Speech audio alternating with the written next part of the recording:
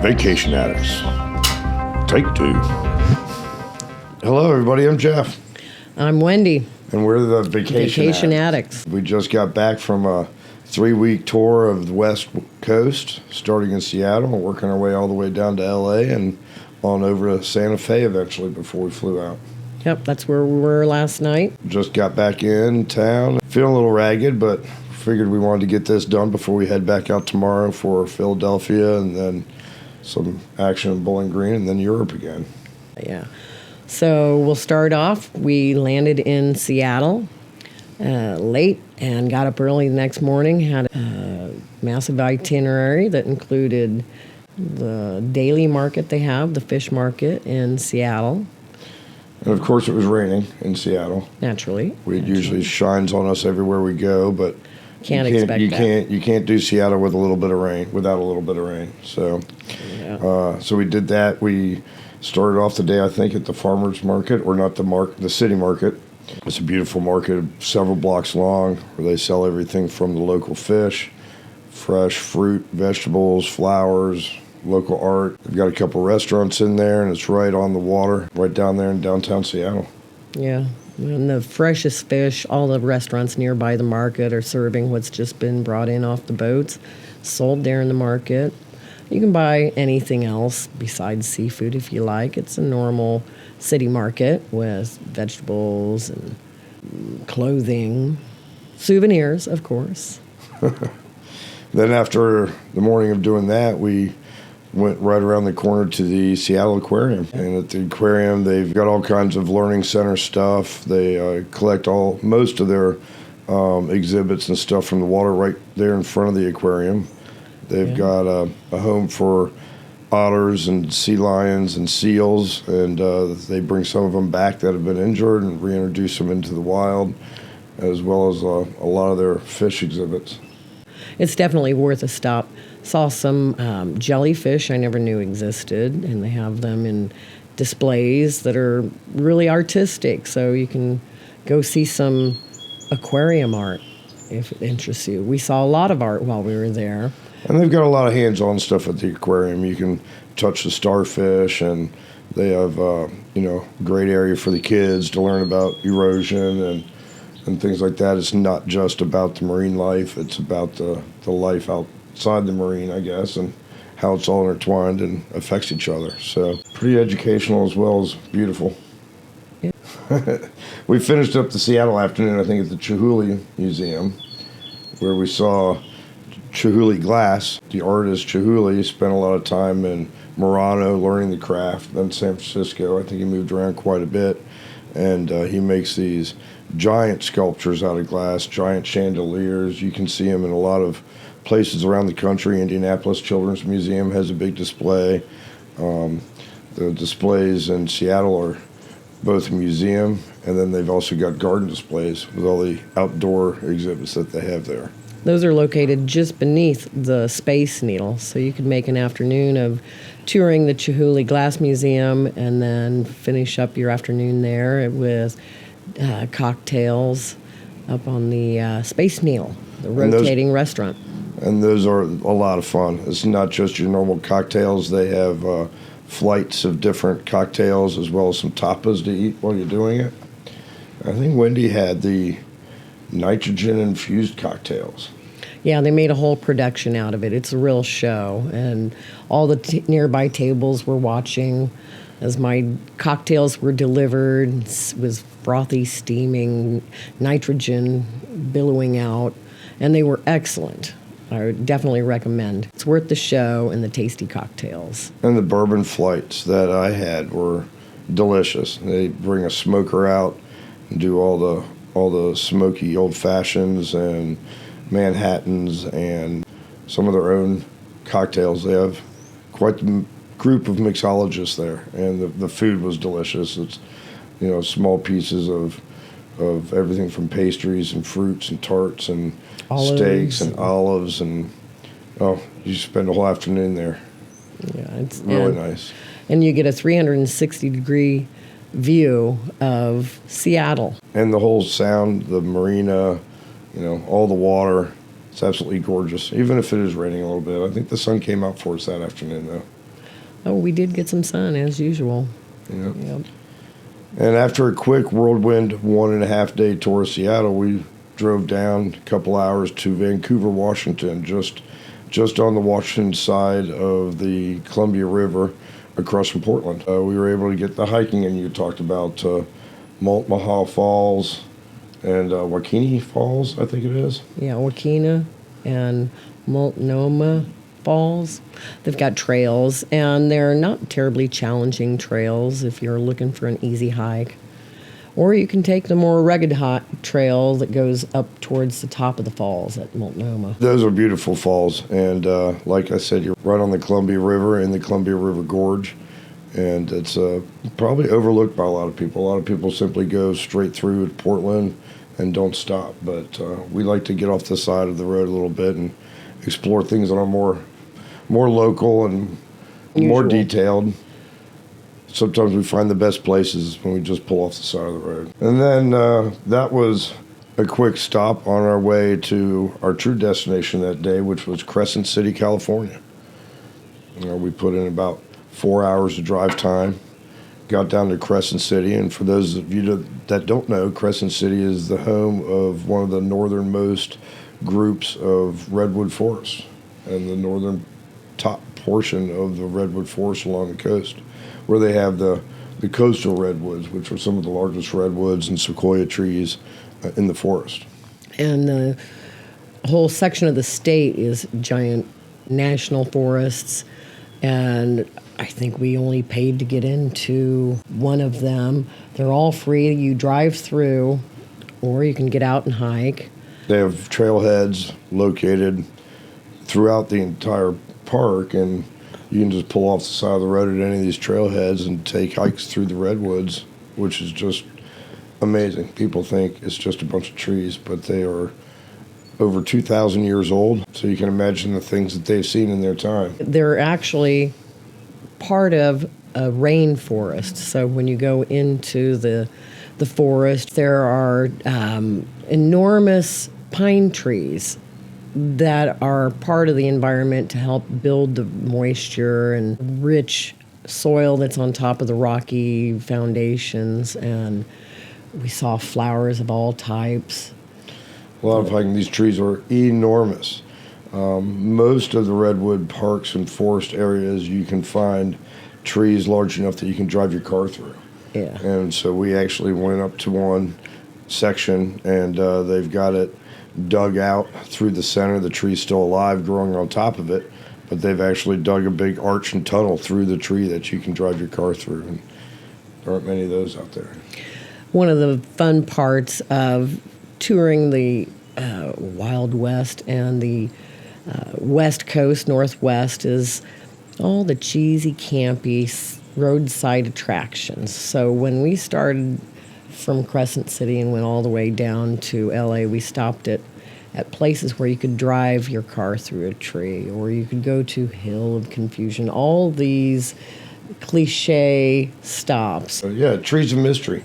Yeah. One of the first stops. A little redwood park, beautiful trails, some famous trees. Of course, you have to have Ripley's Believe It or Not there to verify just how unbelievable this place is. They actually have a skywalk you can take with rope bridges connecting all the trees. And you are very high at the top of the redwoods. So if you're going to go up, you just need to be mindful. Those trees are up to 300 feet tall. And if you have an issue with heights, it might be a little dizzying. It was a challenge for me to get all the way up and feel safe, but I did it. It was a safe tour through the treetops, but it was very high. It was beautiful. And then just south of the Trees of Mystery is Confusion Hill. And for those of you that don't know, Confusion Hill is a place where gravity isn't always the same. No. You know, there's some mysterious places out there, and at Confusion Hill, you can see balls rolling uphill, water rolls uphill, flows uphill. There are areas where you're taller, even if you're on level ground, you're taller to the north than you are the south. And so Wendy could stand 4 feet away from me and be a good couple inches taller than me. That's right. And It's a very confusing area, but definitely fun. Definitely worth a couple dollars to go tour that place. They have a lot of folklore in the area, and of course, that's where Sasquatch lives. So when we were at the Trees of Mystery, we got to pose with him. He was there. Well, we got to pose with a likeness of him. Yes. He didn't show himself the day we were there, but he's been known to show up now and then.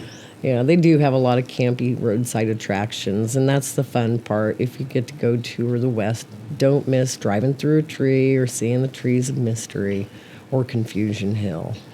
Just as we got out of the Redwood area, at first you get to this beginning of Highway 1 along the coast. So we were taking Highway 101 through the Redwoods, but then just south of Crescent City, we were able to hop over to Highway 1 and Follow the coastline the whole follow way the coastline down. as far as we could to our next stop, which was Bodega Bay. Bodega Bay is where I have family, so we had the benefit of having local tour guides. It's a quiet fishing community. There's not a whole lot to see there except for your typical California surfer life. And if you're from the Midwest, that's something novel. We went to Bodega Head, which is the very end of the road around the bay. And on the way there, Wendy noticed a bald eagle up on a tree. Yeah. So we watched him, just we got our camera out. Of course, he flew away, but that ended up being a blessing because he flew away and we were able to follow him to his nest and got some really good photos and got to spend some time watching him and the other eagle, feeding and eating and hanging out their nest and acting all proud, standing on top of the tree. Posed very majestically for us, as you would expect. And that's what we saw on our way to see whales that were just up the road a mile away. You go to the very head of the Bodega Head, and there's some viewpoints there. You can walk along the rocky coast and saw deer and some other wildlife, but we were lucky enough to see some gray whales. 2 or 3 of them, I think, in that afternoon we were able to see come up and blow their spout and wave their tail at us. And there are beautiful trails that go along what they call Bonita Head or Bodega Bay Head. And you can look out all across the bay. You can see a very shallow channel when the tide is out where the boats will come in with their fish. It's amazing they're able to make it. It looks like they're sailing through 4 or 5 feet of water. And you can see the beautiful landscape around there. It's a rocky coastline, but atop the rocky areas is such an assortment of what look like desert plants mixed with beach plants and cactuses. And beautiful cliffs with ivy and flowers. We took this trip throughout the month of April. And we decided, that has to be the most beautiful time to go because Springtime on the West Coast. Springtime on the West Coast is absolutely gorgeous. So we did spend a couple days there. Bodega was very nice. They have small little villages like Occidental. You've got Valley Ford right there. Some of these places are populations under 1,000. Some of them are in the tiny little villages, but they're small. But Occidental's a great little community. It's only 20 minutes away. A great place for lunch. They've got some beautiful little, very, very villagey feel to it. Yeah. Very local. So, and that's right on the edge of another redwood forest that you can see while you're there as well. So, you could spend several days there and not get to see it all, but at least appreciate. And one of the great things about Bodega is they're known because of the filming of Alfred Hitchcock's Birds movie there.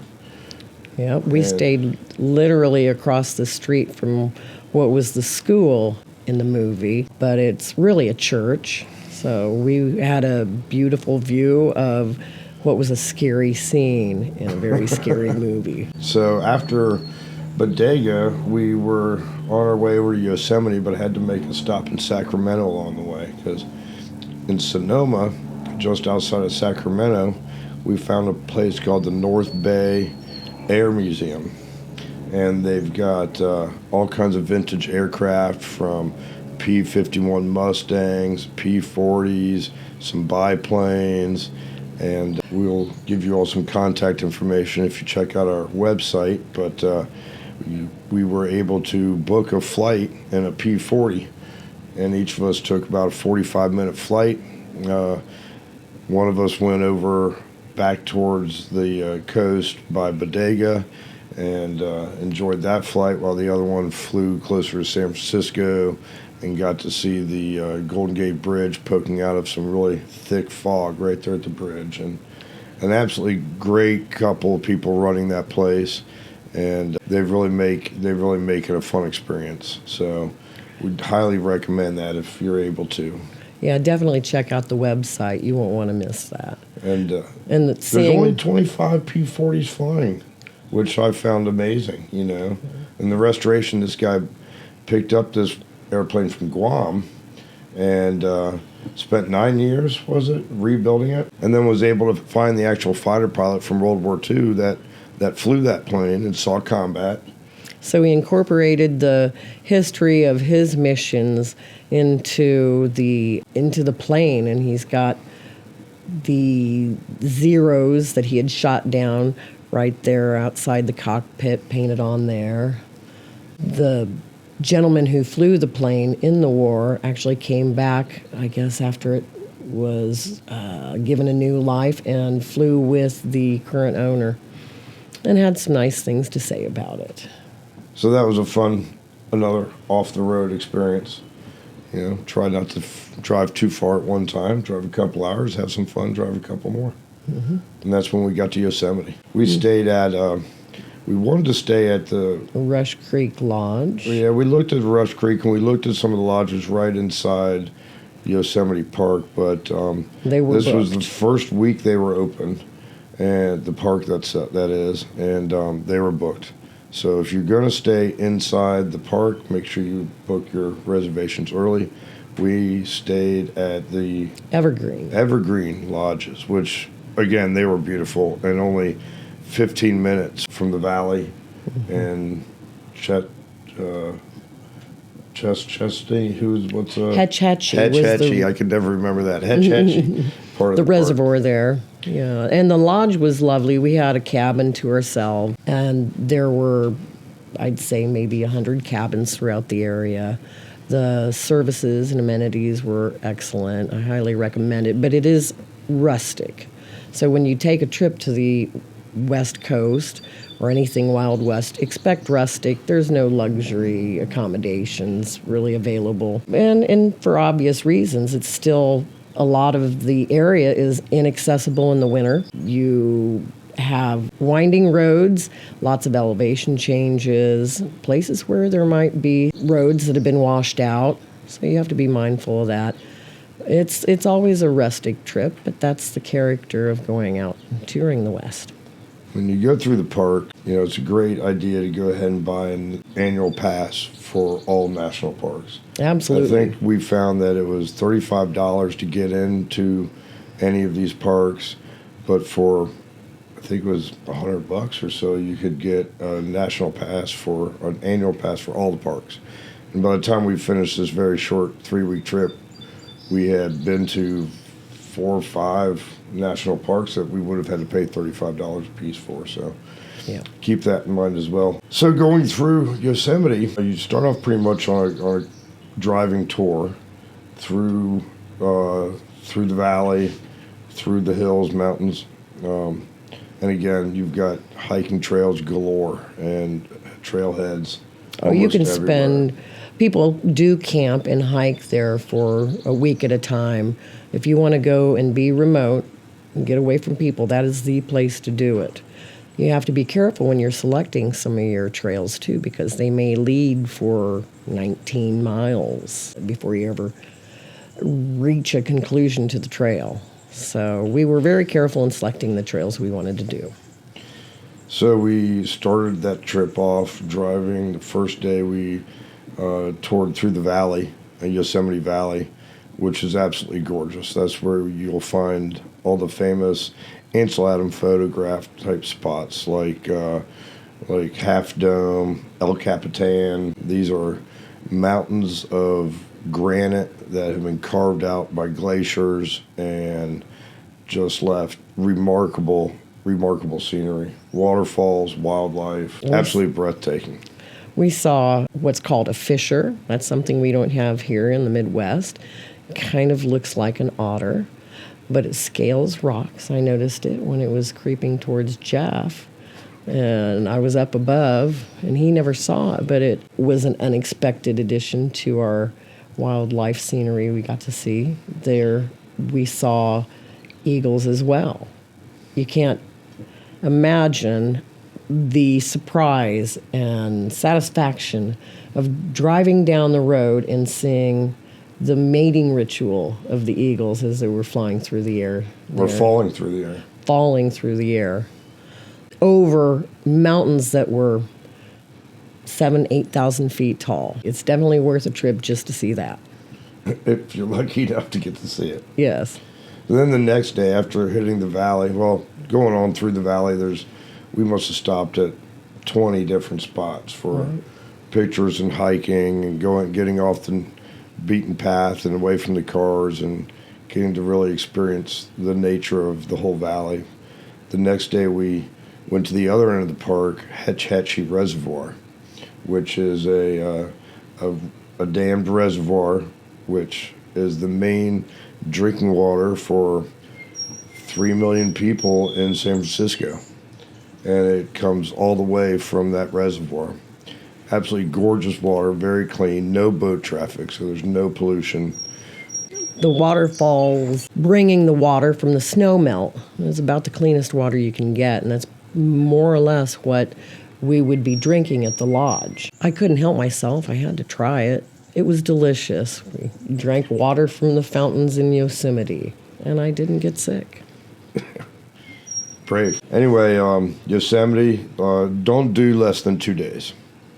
Like Wendy said, if you're really into hiking and camping, you should plan several days for Yosemite. We did a very abbreviated tour, but it definitely filled the days, and absolutely gorgeous, just God's country.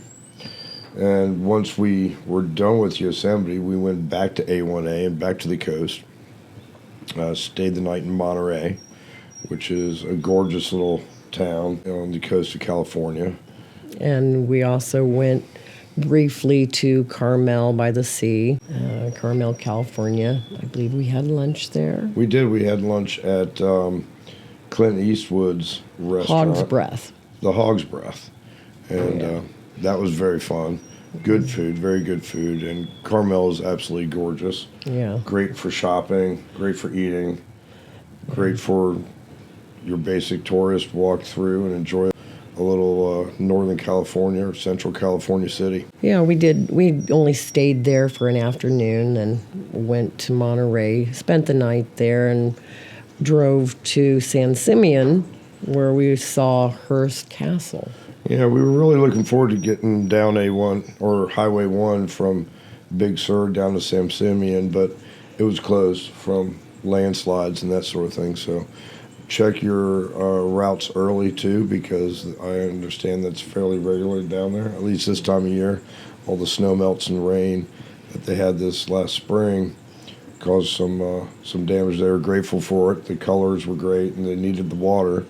They've been under a drought for a long time, but couldn't make the drive along the coast to get to San Simeon. But San Simeon was absolutely gorgeous. We went to, like you said, Hearst Castle. Hearst Castle.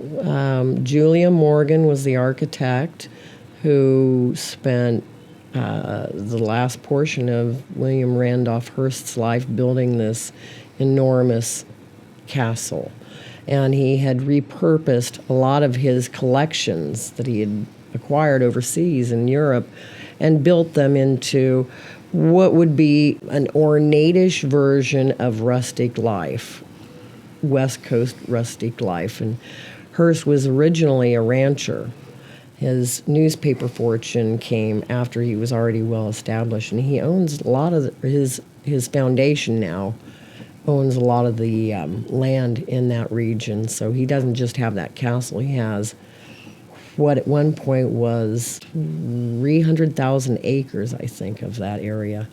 The family still owns it through their foundation, and they still ranch it. It was fascinating. Not only did they ranch it just for their cattle, but he had a big zoo of his own on that property. He thought it was great.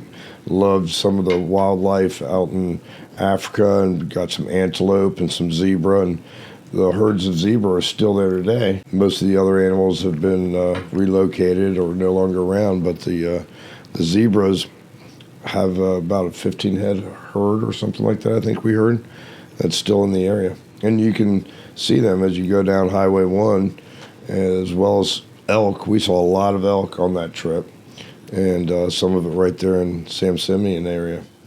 One thing we didn't mention about Monterey, I think it was Monterey, we did the 17-mile loop. Is that what it was? The 17-mile drive. Yeah, the 17-mile drive. It takes you through Pebble Beach and all the luxurious homes, multi-million-dollar homes right there on the seaside. You see ghost trees and a lighthouse, I think, at one end of it.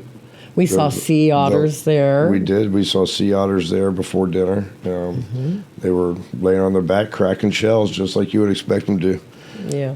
And, they have a lone cypress tree, which is fairly famous. It sits out on a little point or peninsula off the coast there. But if you're in the Carmel area or in the Monterey area, you must do this drive. It's absolutely gorgeous. Plenty of places to stop again and look around. But the natural beauty, along with the wealthy estates that are there, complement each other very well. It's worth it just to see that.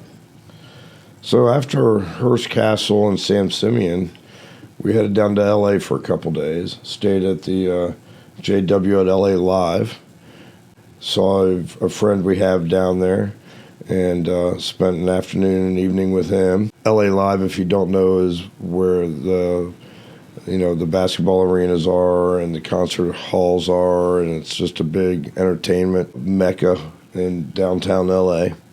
We just happened to notice that there was a Cirque du Soleil show, Cordio, playing that night, so we jumped in, caught a quick Cirque du Soleil show, which was unplanned, but and it was definitely worth it. We're so glad we did that. Yeah, we are. It was a great show. If you haven't had a chance to see a Cirque du Soleil show, you should really try them out. I've seen a few of them, and I've never been disappointed by them. No, this was definitely a must-see that we didn't have on the books. So Cordio is actually it's a story. I think it was an Italian opera, maybe. But Cordio tells the story of the Cirque du Soleil Cordio of a clown who gets to watch his own funeral, and the acrobatics, and along with the storyline and the music, is something that you don't find everywhere, for sure. It was a really fun experience. We chose LA as a stop, really just to see the tar pits. You have to see the tar pits if you go to LA. Again, another campy, kind of cheesy roadside attraction that has a rich history full of dinosaurs and sloths and mammoths. You can see bones. They continue to excavate the tar pits there, and they have been doing so since the turn of the last century.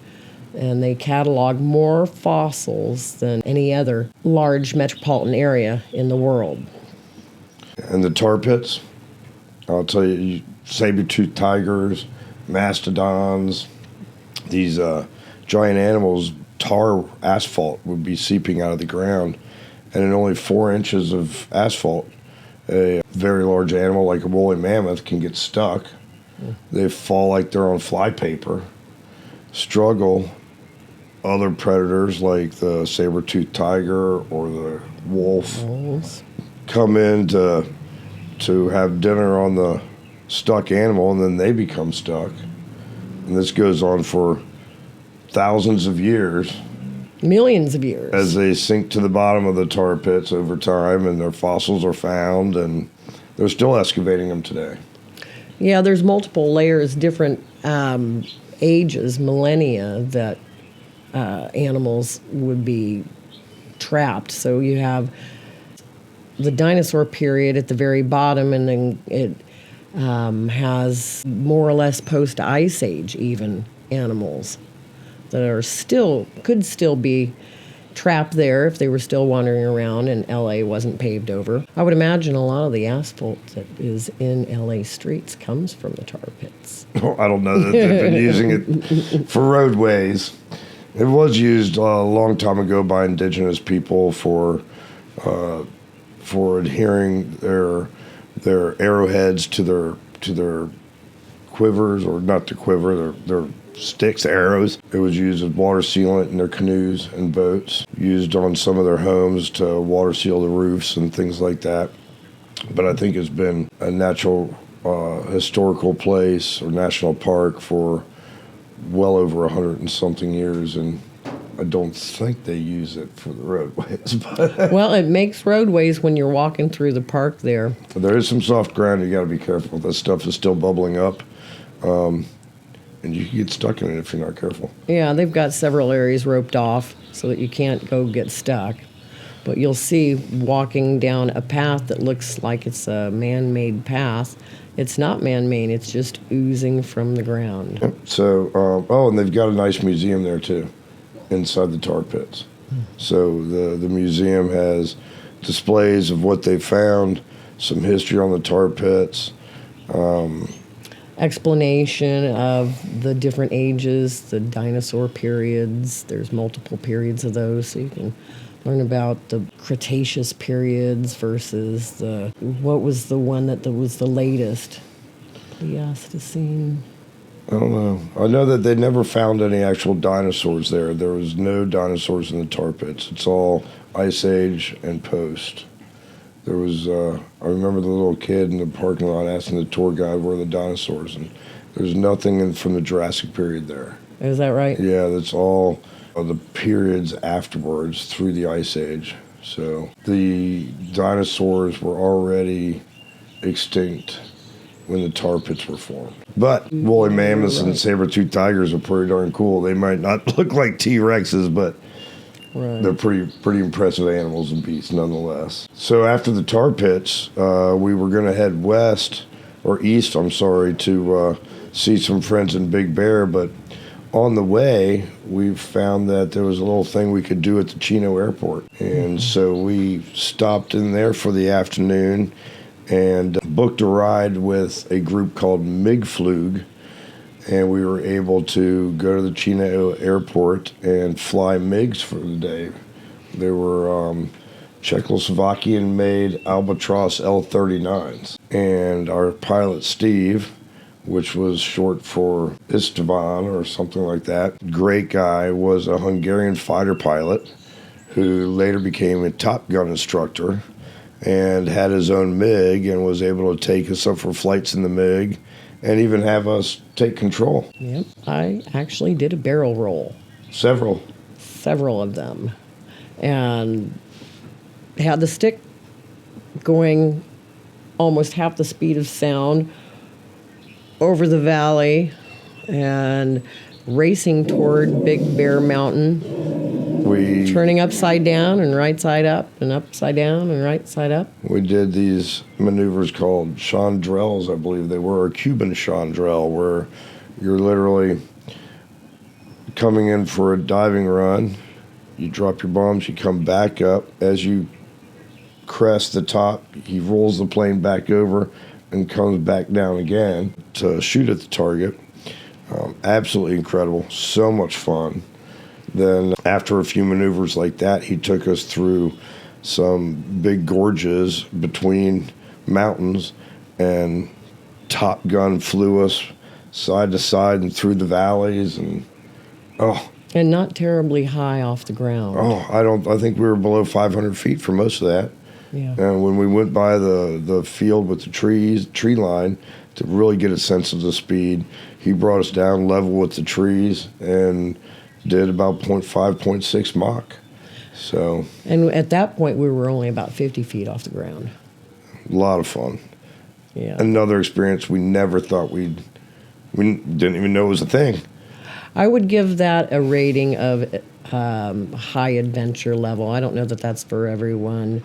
You definitely don't want to eat a big breakfast before you do that. No. No. But Steve warns you about, what to look out for before you pass out from the G-forces. And, when your vision starts to go and everything turns gray, if you just holler at him, gray, gray, he'll let up on the stick and smooth the thing out. So, he wants you to enjoy the flight as much as possible. And he's just a great guy and great pilot. You feel very safe with him. And he's just a likable guy, a lot of fun, a lot of joking, and a lot of explaining what you're seeing, because you don't know what you're seeing when you don't live there.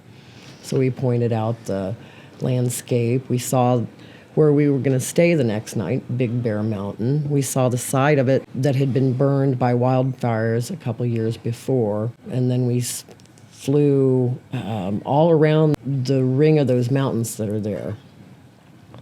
The next day when we went to Big Bear, we stayed on the other side of the mountain where it was lush and green and hadn't been burned by wildfires. So it was the other side of the mountain that looked completely different. And then from Big Bear, quick stop in Big Bear to visit with some other friends, and we headed to Sedona, Arizona. That was about a 6-hour drive, I think. But again, another very different drive than what we had before. Scenery was constantly changing from mountains to valleys to ocean to inland to the large trees to almost no trees. Out past L.A. and Big Bear, it was arid desert. Yeah. And that's pretty much what we saw for the last week of our trip. The Mojave Desert. Yeah, we drove through that to get to the Sedona. And once in Sedona, if you haven't been, it's just north of Phoenix. Gorgeous red mountains, colorful rocks. It really makes you feel like you're in an old Clint Eastwood Western. Or John Wayne. Or John Wayne. There you go. Some of the things to do there, there's, again, a lot of hiking.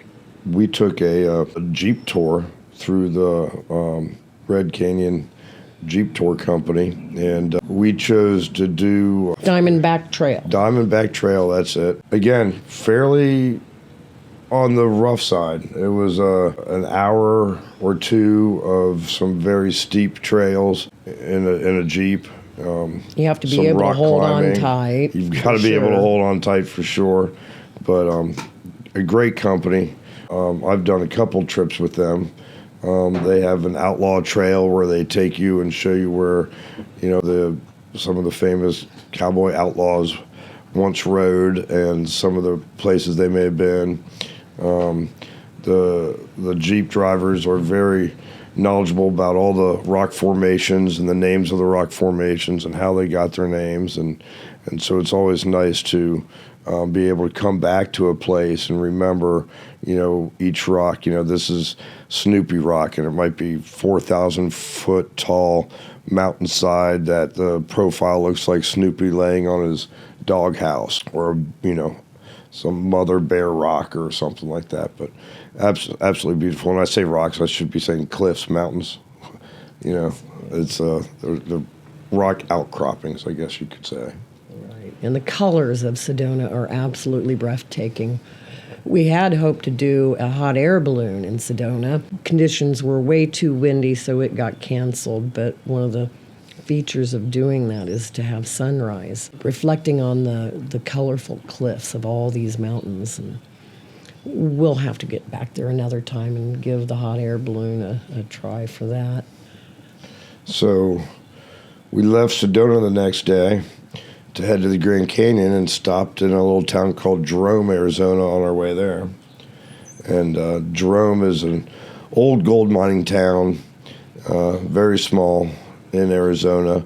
Another one of your, as you call, campy roadside attractions is this ghost town at the gold mine. But it was a lot of fun. They have a petting zoo for the kids if you want to pet a turkey or a goat. Yeah. I think they had a camel at one time up there. But they do still operate, not the mine, but the sawmill up there. And I think it's owned by, a single family. At one time, the gold mine had a population of 300 people there working. Yeah. And by the mid-20th century, of course, it was down to nothing. and then slowly came back. I think they've got a population of 7 Yeah. now at the gold mines. So, definitely worth seeing. They all know each other, I'm sure. Oh, yes. And then while there's several famous places to eat. There's, of course, all ghost towns have to have a haunted place. So there's the Haunted Hamburger, which is great fun. This time we actually ate lunch at the Asylum restaurant, which was in the Grand Hotel of Jerome. And very fun, good food. And again, some ghost stories and asylum type of folklore going on there. The food was excellent. And then it's just a couple hour drive from there up to the Grand Canyon. We stayed at the Grand Hotel in a town called Tusayan, and very small population, definitely centered on tourists for the Grand Canyon. On the South Rim. Yeah, on the South Rim. The North Rim wasn't open yet. That doesn't open until June. They still had a lot of snowfall on the North Rim. Yeah, and we know it still has snow because we booked a helicopter tour and flew out over the Grand Canyon from the South Rim over to the North Rim and saw the snow. Papillon helicopters. And they do a great job. We were able to go up for 45 minutes, I think it was. They have several different tours. You can simply fly out over it and fly back. We chose to fly out over the canyon, down several of the gorges, over to the North Rim, and then back. And we had a great pilot who was knowledgeable about the whole area, the Colorado River going through, how that river changes color over time. There was a lot of mud and silt in the beginning of the river where we started because of all the rainfall they've had and all the snow melt causing a little bit of erosion. But by the time it comes out the other end, it's pretty clear. A pretty blue color. The Grand Canyon is a must-do. So much to see. We didn't have enough time to do some of the major tourist attractions. There are mule rides down from the top of the South Rim down into the valley. And you can spend a night or two, or as long as you like. You can go rafting down there. You just need a whole lot more time than we had available, and we should get back. I'm 57 years old, never seen the Grand Canyon. Just now saw it for a couple days, and I want to go back. Well, a lot to see and do there. You can make a whole trip of just the Grand Canyon, hiking yeah. and rafting and that sort of thing too. So, right.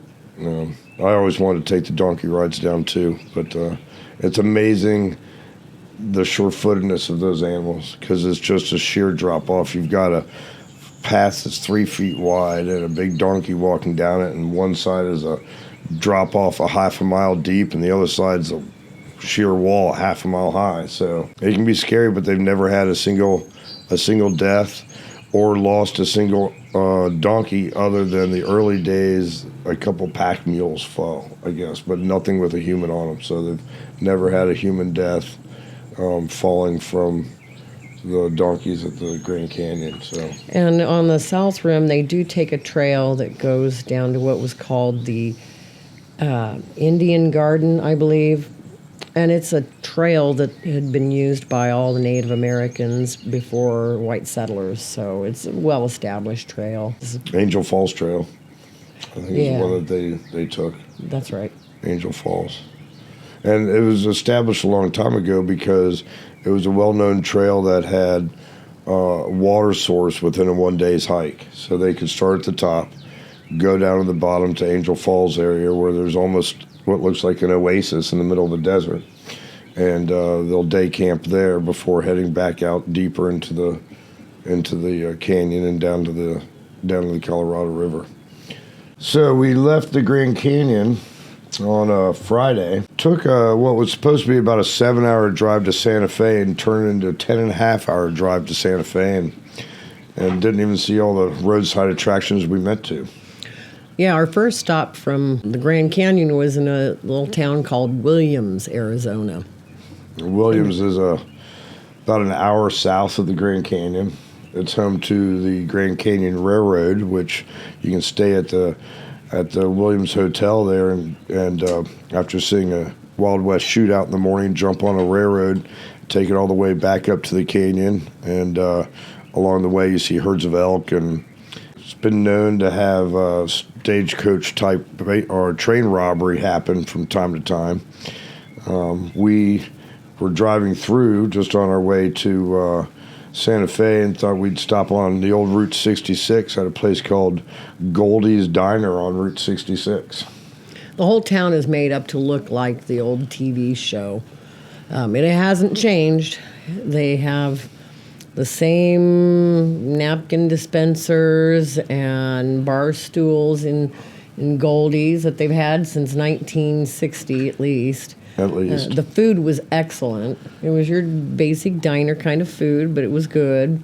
Staff was friendly. I highly recommend it. It looked like there were a couple other diners in town that would have been similar, but that's the one we selected. We walked out of the diner to go back to the car and looked across the street up on the hill and saw this monstrosity of a slide. It looked almost like a water park, but we know there's no water there, not enough to feed a water park. And so we decided to drive down and check it out, and it was a mountain coaster. It was called Canyon Coaster, I think. Coaster. And we took a 30-minute break and rode this coaster down from the top of this hill and went really fast down it. It's adventure level medium. But you can control your own speed, so of course, we had to go full throttle all the way. I mean, they're not going to build a coaster that can go that fast if it's not safe to go that fast, was my philosophy. But thought I was going to fly out of the seat a couple times. But you're literally free-falling down a roller coaster with a small handbrake that you can pull if you need to slow down. And it had to have at least 70 turns and some pretty steep elevation, but what a blast. Beautiful panorama from the top of it as you begin going down. You get to catch a couple little glimpses of beautiful scenery, but most of the time you're just trying to slow down when you need to. So our next stop on the way was the Petrified Forest in Arizona, where there's just a bunch of trees that fell thousands of years ago. Got covered up with some ash. Millions and millions of years ago. Yeah. Got covered up with ash, and minerals washed through from the rain, washed through the ash and filled the voids and eventually consumed the trees and turned them into basically crystals, fossilized rock, or fossilized trees. Yep. But very neat. And again, you can drive through the whole national park, stop occasionally to see the different wonders and types of trees. They had 130-foot long fallen trees that are now bridges over a ravine. They even have an area of petroglyphs, which was really amazing. We were able to take some hikes and see some ancient petroglyphs on the walls of the canyon. So, and it wasn't our first petroglyphs we saw. We saw some, and we took a small hike when we left Sedona actually, and found some petroglyphs at some old cave dwellings. They actually still had cliff dwellings. Yeah. They actually still had some ruins of some old cliff dwellings from Indians that lived there 800 to 1,200 years ago. Right. I think they had a society of over 200 people at one time. That was truly amazing as well. But the petroglyphs in the Petrified Forest were in a section they called Newspaper Rock. And it literally looked like a newspaper. The amount of petroglyphs that were written on those rocks were amazing. Amazing. And then we left the Petrified Forest and went to Meteor Crater. And that's another roadside attraction, your cheesy, campy kind, but it was very well done. The gentleman who had owned the land was fascinated about finding what was at the bottom of the crater, and he searched for decades trying to find remnants of the meteor. For years, he was thought to be crazy. Everyone thought it was an old volcanic crater, and that there was no meteor in it. But this guy and his family and some other geologists worked and found that, there were these rocks that were on the upper rim of the crater that belonged 100 and something feet down, 1,000 feet down.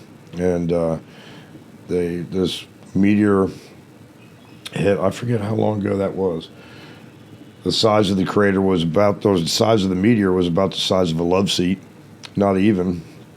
And most of it disintegrated before it hit ground. But it created a crater that was, I want to say, 150 meters across.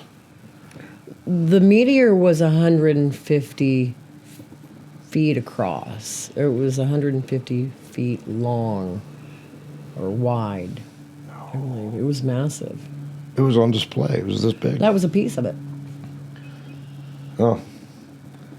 Oh, I'm sure you're right. You're always right. That's the one thing I do remember. I know you can fit 8 football fields inside this crater. Yeah, it was massive. It was massive, and it was a fun stop. But it was an excellent educational opportunity for children who want to stop and learn about meteors. They had And adults. and they had NASA scale displays in there. It wasn't just campy like some of the things we saw. It was more scientific. Oh, it was. They have a lot of people do come out there and study it. Then we wanted to stop at the National Petroglyph Monument, but didn't have time. That's just outside of Albuquerque. It closed at 4. It closes at 4, and with all the stops we'd already taken, it was 7 o'clock before we drove through Albuquerque. Yeah, and then another hour from Albuquerque up to Santa Fe. We stayed at a place called La Posada. Gorgeous place in Santa Fe. Santa Fe is very unique. It's the oldest state capital in the United States. It was the state capital before the United States were ever formed. It was owned by part the of Spanish. New Mexico or New Spain, as New it was called Spain back then. before it became New Mexico. Yeah. And there's no buildings over 2 stories tall in the town. They're all adobe style. Of course, anything with that long of a history, it comes with just tons of lore and ghost stories and everything else. But excellent shopping, excellent cuisine. The Southwest cuisine in Santa Fe is different than almost anywhere else I've had Southwest cuisine. Yeah, their culture and their culinary style are based on what grows around there, and it's pretty arid there, although not as bad as further out. The cuisine there is not your normal Southwest. They use a particular pepper, Chili, yeah. a chili pepper. Chimaya peppers, and if you happen to be there during August or September, there's a harvest of all these peppers. All the different restaurants and spice purveyors roast them, and you can buy some to take with you. We brought some back. It's a different kind of a pepper flavor. It's a more robust, smoky kind of a flavor. And then the history there, we went to Loretto Church, which is where they have the miraculous staircase, which is a staircase that was built from the ground up to the choir loft with no visible sign of support whatsoever. It's a spiral staircase that just looks like it's floating there. And it was built by a gentleman who came to what was then a nunnery, and the nuns didn't want to keep climbing a ladder up to the choiry, so he built this for them with wood that was from hundreds of miles away, or at least did not grow in the area. So that's part of the miracle or mystery of this staircase. But there's no evidence of any nails being used in it. There's actually been studies, and they had some architects and stuff come in and study the staircase, and one woman was able to understand the construction and rebuild something very similar. So the miraculous staircase may have been mystery solved, but we'll just have to wait and see if there's a special done on that. And then we saw San Miguel Church, which is one of the oldest churches in the United States. And it's built over top of some old, they show you in the floor of the church the foundations of the ages beforehand, where it was first a foundation by Native Americans. And then after the Native Americans, you had the Spanish come in San Miguel Church is the oldest church in the United States, still standing, has been built on many times over the years. It's made of adobe, so it doesn't last. A good rain comes and half of the building is washed away, so they're always having to maintain it, and over the centuries it's changed forms. We right next to the San Miguel Church is the oldest house in the United States, which again looks like your typical adobe house, but it's, I think, from the early 1600s, if not earlier. Yeah, I think it was 1630 or something like that. Yeah, and it's just a little small, unassuming house with a plaque on it. Looks like all the rest of them around there. And they're very basic. The style of the homes, for the most part in the area where we stayed in downtown Santa Fe, is adobe. That's still authentic. Santa Fe is well known for its shopping, high-end shopping, and art. They have a whole section of town where a lot of the local Native Americans will come in with their jewelry and their artwork, their baskets, silver and turquoise jewelry, and sell it on the streets. And then they've got gallery after gallery after gallery. But one of the funnest galleries we went to was a place called Meow Wolf. And that's not a gallery per se. It's more immersive art experience. That's a good description. Yeah, as they describe it themselves. And it's in a giant warehouse, and the entire inside of the warehouse has been turned into a multiverse. Artists have gone in there and sectioned off sections inside the warehouse and done multiple universe depictions with lots of lights and color. And sounds. It's hands-on, so you can touch everything. You might walk through the rib cage of a mastodon that's glowing, and when you touch his ribs, it plays like a piano. Or there might be a harp made out of lasers where you can strum the laser beams and sound like a harp. And it's an experience. It's something that it's hard to explain. You just have to see it. Definitely give that at least a 2 or 3 hour block of your time one day if you're going to visit Santa Fe.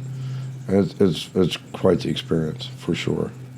And then the food in Santa Fe, like we said earlier, was great Southwest food. I think one of my favorite restaurants was the Cowgirl. Oh, yes. It was a lot of fun.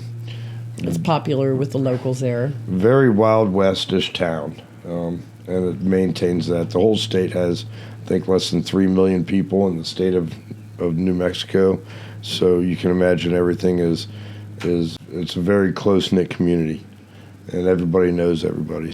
Beautiful place. I'd love to go back. Indeed, and we were blessed. We had a tour guide. I have a cousin that lives out there. Professional storyteller. And certainly, if anybody ever wants to go visit Santa Fe, they may be able to look up Lucinda Delormier. She's a professional storyteller and part-time tour guide whenever she has spare time. At least for family. She knows the lore of the town. She knows where all the bodies are buried as well. And that concluded our 22-day trip of Seattle, West Coast. Oregon, California, New Mexico, Arizona. Yeah. Planes, trains, and automobiles. Our Wild West tour. Stay tuned for the next.